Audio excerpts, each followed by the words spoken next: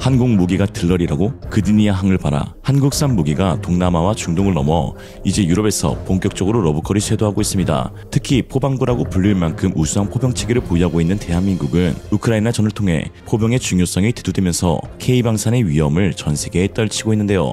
대표적인 한국의 포병체계인 K9 자주포와 천무 다연장 로켓은 유럽에서 가장 많이 운용되고 있는 무기라 할 수 있을 정도로 높은 수요를 보이고 있고, 또 실제 운용하는 병사들에 의해 극찬을 받으면서 추가 수주까지 이어지고 있는 중입니다. 이런 상황 가운데 지난 17일 석종건 방사청장은 노르웨이를 포함한 유럽 여러 국가에서 천무에 대한 문의가 많이 들어오고 있다며 세계시장 70%의 점유율을 차지하고 있는 K9 자주포와 같이 천무 다연장 로켓포도 세계시장을 휩쓸 것이라고 내다봤습니다. 역시 포하면 한국, 한국하면 포죠. 특히 노르웨이 현지 매체를 통해 최근 놀라운 소식이 전해졌는데요. MLRS를 도입할 예정인 노르웨이가 도입에 앞서 본격적으로 전세계의 MLRS를 초청해 미사일 대회를 개최하고 그 자리에서 가장 우수한 성능을 발휘한 무기체계를 도입하겠다고 한 것입니다. 그리고 노르웨이 매체들은 한국의 천무 다연장 로켓을 가장 유력한 후보로 선정하면서 변수가 없다면 한국산 무기체계가 도입될 것이라고 전망했습니다. 이에 기사 제목 역시 노르웨이 미사일 대회에 한국, 독일을 초청하다 라고 선정했는데요. 일각에서는 노르웨이의 전차 수주전 당시를 회상하면서 K2 흑표가 더 우수한 평가를 받았음에도 정치권의 개입으로 레오파르트 전차가 선정된 것처럼 천무 역시 들러리로 서는 것일 수 있다며 처음부터 미사일 대회에 참가하지 않는 것이 더 낫다는 의견을 제시했는데요. 그러나 당시만 해도 해외 수출 이력이 없던 K2 전차와 현재 천무를 동일 선상에 놓고 비교할 수는 없습니다. 전차 수주 사업 때와는 다른 상황이라고 할 수 있는데요. 경쟁자로 꼽히는 독일의 플러스의 경우 현재 운용되는 수량이 40대 정도인 반면 천무 같은 경우 유럽에서만 운용 예정 수량이 300대 가량 되고, 같은 포병체계인 K9 자주포를 이미 운용하고 있는 국가가 바로 노르웨이이기 때문입니다. 특히 노르웨이의 경우 2017년 23문의 K9 자주포와 6대의 K-탄 탄약운반 장갑차 도입 계약을 체결한 후 현지 포병들에게 극찬을 받은 뒤 추가 구매 실행 옵션까지 발행하여 4문의 K9과 8대의 K-10 탄약운반 장갑차 추가 수출 계약을 체결했습니다. 그리고 그 물량은 지난 18일 경남 항구에서 선적되어 2015년 2월에 도착하기로 하였죠. 사실 핀란드 역시 K9 자주포 추가 구매 옵션을 발행하여 물량을 확보하였고, 루마니아 역시 발빠르게 K9 자주포를 도입했는데 이는 우크라이나전을 통해 포의 중요성이 엄청나게 대두되고 있기 때문입니다. 전시 초기 사거리 40km의 자주포가 작전의 승패를 좌우했다면 현재는 사거리 80km 이상의 다연장 로켓포가 전장의 승패를 좌우하고 있는데요. 최근 유럽 매체에 따르면 쿠르스크 방향에서 작전을 수행하는 북한 군대대가 집속 탄두를 발사한 하이마스에 의해 초토화되었다는 소식이 전해졌습니다. 무선 감청과 드론을 통해 피해 사실이 확인되었는데요. 매체는 다음과 같이 전했습니다. 푸틴 대통령에게 쌀을 대가로 받은 북한군 장병들은 현대적 체계를 충족할 수 있는 선진적인 전투 경험을 체득하게 되었지만 대부분이 영원히 전장에 잠들어버려 동료들에게 그 경험을 물려줄 수 있는 사람은 아무도 없었습니다. 한 발도 쏠 시간도 없이 북한은 드론과 하이마스 시스템의 현대적 전투 능력을 아직 구현하지 못하여 큰 손실을 입고 있습니다. 하지만 쿠르시나에서 싸우고 있는 북한군에게는 또 다른 탈출구도 있습니다. 우크라이나 드론은 그들을 죽일 뿐만 아니라 한국어로 된 전단지를 떨어뜨리기 때문에 무기를 내려놓고 우크라이나 방위군에 항복하라는 내용의 전단지를 들고 투항하는 것입니다. 북한군이 드론과 MLRS 유도 미사일 및 집속탄의 위험성을 제대로 파악하지 못해 좀비처럼 달려들어 손쉬운 표적이 되고 있다는 우크라이나 특수부대 군인의 육성이 전해졌습니다. 마크루스 하사는 200명 정도가 우리 기지를 향해 다가왔다. 그들은 드론이 오가는 가운데 총을 쏘며 좀비처럼 다가왔다. 우리에겐 손쉬운 표적이었다. 이해할 수 없을 정도로 무모했다. 진짜 좀비 같았다. 라고 말했습니다. 현대화된 무기체계를 처음 접해보아 속수무책으로 당하고 있는 북한 군인들, 그리고 심지어 그 북한의 도움마저도 절실한 러시아의 황당무계한 콤비네이션은 역사에 선명하게 기록되고 있는데요. 러시아군은 현재 극심한 포 부족 현상을 겪고 있어 북한산 122mm 평사포와 북한산 OF-472 포탄도 사용 중인 것으로 포착되었습니다. 이런 상황 가운데 한국산 포로 중무장하고 있는 유럽 국가들은 러시아의 서진 정책을 완벽하게 봉쇄할 수 있게 된 것이죠. 그렇다면 왜 유럽 국가들은 수천 킬로미터 떨어진 극동 한국에서 포 무기체계를 도입하고 있는 것일까요?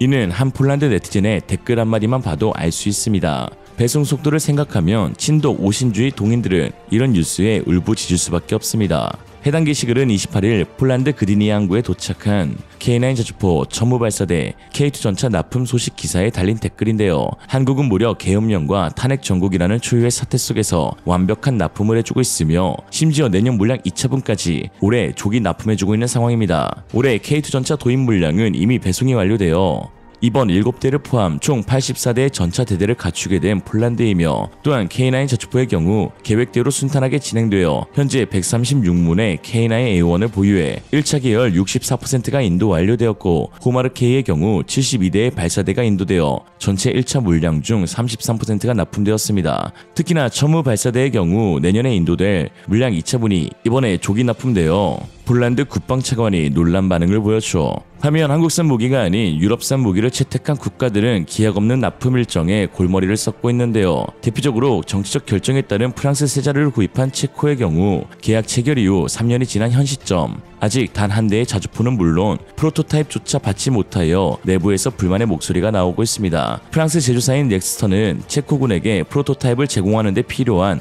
핵심 부품을 아직 조립하지 못한 상태인 것으로 보도되었는데요. 이와 관련 체코 국방부는 자국의 추가적인 요구사항 때문에 인도가 지연되고 있다고 밝히고 있지만 계약상 비밀 유지 조항 때문에 자세한 정보는 공개되지 않고 있어 체코 네티즌들은 불만이 쌓여가고 있습니다. 체코의 상황은 이후 폴란드와 매우 비교되는데요. 폴란드는 2022년 7월 하나 에어로스페이스와 K9 자주포 도입 계약을 체결한 후 불과 3개월 만에 첫 24문을 도입하였고 현재는 무려 131문의 자주포를 받은 상황입니다. 현대 전장에서 가장 중요한 요소 중 하나는 무기의 성능뿐만 아니라 즉시 사용 가능성입니다. 아무리 뛰어난 무기라도 전장에 투입되는 시점이 늦어진다면 그 가치는 급격히 떨어질 수밖에 없는데요. 따라서 무기의 납품 속도는 전투의 승패를 가르는 핵심 요소로 자리 잡은 것이고 이 관점에서 한국산 무기는 빠른 납품, 우수한 성능, 그리고 경쟁력 있는 가격이라는 세 가지 강점을 통해 세계 시장에서 선도적인 위치를 차지하고 있습니다. 한때 한국산 무기는 세계 방산 시장에서 들러리로 여겨졌죠.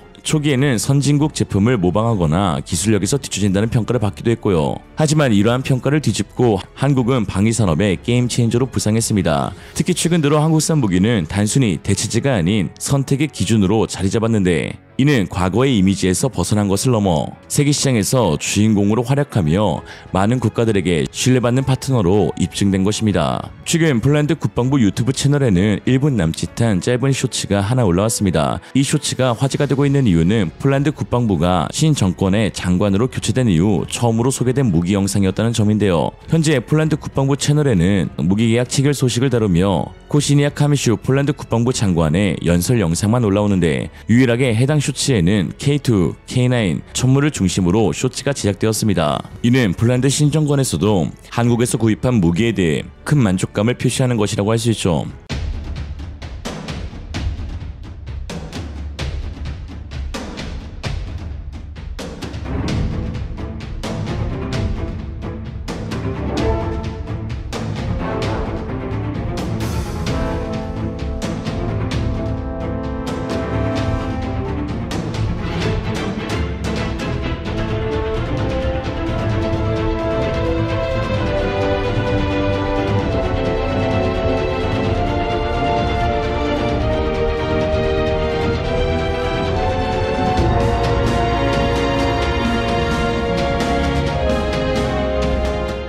초기에는 극구 반대하며 전면 재검토를 시행하겠다고 했던 정치인들도 현재는 그러한 주장을 전혀 찾아볼 수 없습니다. 폴란드 군 내부에서 반대 목소리가 거셌기 때문인데요. 이는 곧 한국산 무기가 이제 더 이상 다른 나라의 기술을 따라가는 것이 아니라 독자적인 기술력과 세계시장 점유를 통해 세계 방산 시장의 미래를 선도할 수 있는 잠재력이 있다는 것을 의미합니다. 미국, 독일, 프랑스 등 방산 강국과의 무기 수출 전쟁에서 전혀 뒤처짐 없이 경쟁하고 있는 자랑스러운 대한민국의 무기들. 이전에는 최적의 무기는 한국산, 최고의 무기는 외산이라 했다면 현재는 한국산 무기가 세계 최고로 불려도 손색이 없다 할 수 있습니다. 오늘의 한 줄 평, 주문 후 바로 보내는 진정한 로켓 배송. 이생으로 리얼리즘이었습니다. 여러분의 생각은 어떠신가요? 현명하고 지혜로운 여러분의 의견을 지금 댓글에 남겨주세요. 감사합니다.